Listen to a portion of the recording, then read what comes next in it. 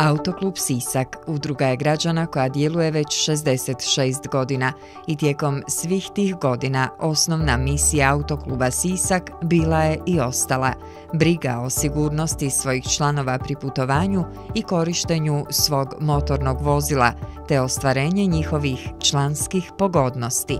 Autoklub Sisak nastao je 1948. godine iz potreba koje su proizašle za osposobljavanjem tadašnjih građana Siska, odnosno kandidata za vozače. Današnji Autoklub Sisak pravni je slijednik automoto društva Banija Sisak, osnovanog 1948. godine.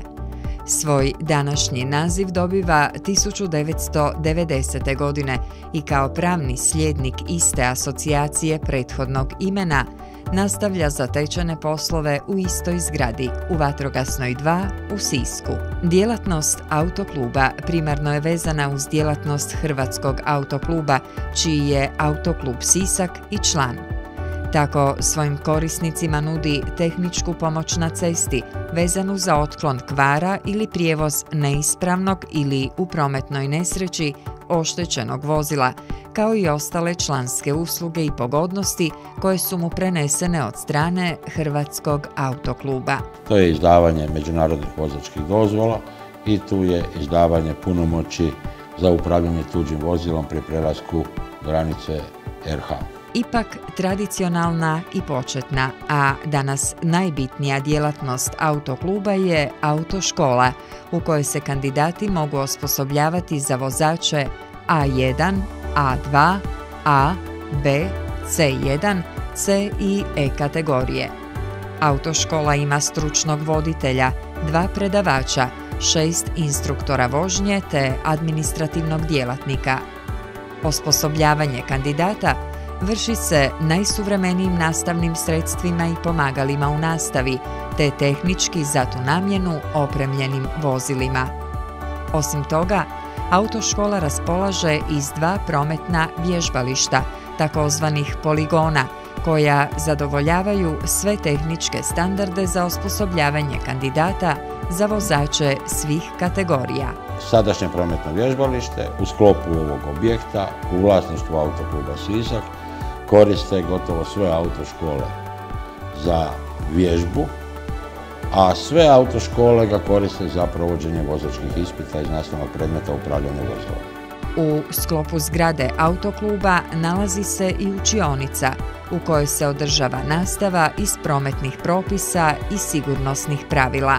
Broj kandidata pojedine grupe dimenzioniran je na 20 osoba.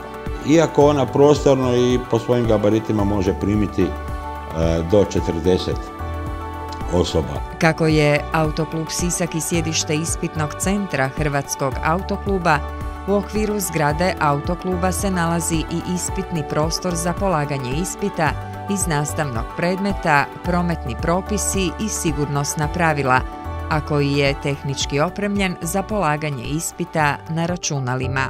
Računalo ne može niti pomoći, niti odmoći, jedino što može na kraju ocijeniti test kandidata. Tajnik autokluba izuzetno je zadovoljan brojem kandidata koji odabiru Autoklub Sisak za svoju autoškolu, jer ono što autoklub čini prepoznatljivim u okružju djelovanja je kvaliteta usluge.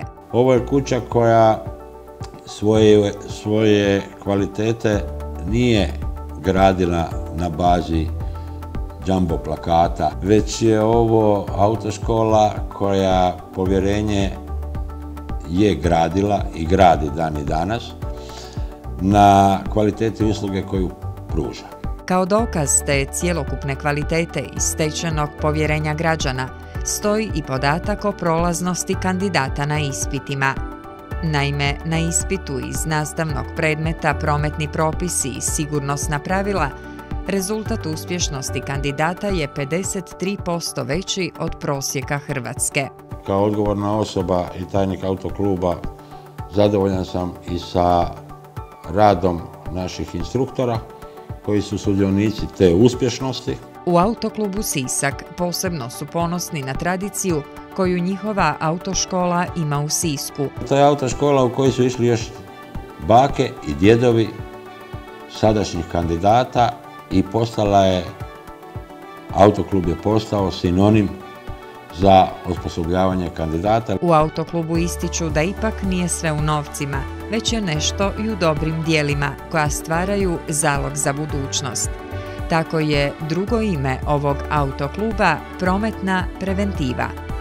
Naime, već dugi niz godina u gradu Sisku nema aktivnosti koja u svom sadržaju ima prometno-edukativno-sigurnosne elemente, a da Autoklub Sisak nije barem partner u realizaciji, a najčešće su i nositelji realizacije programa i projekata.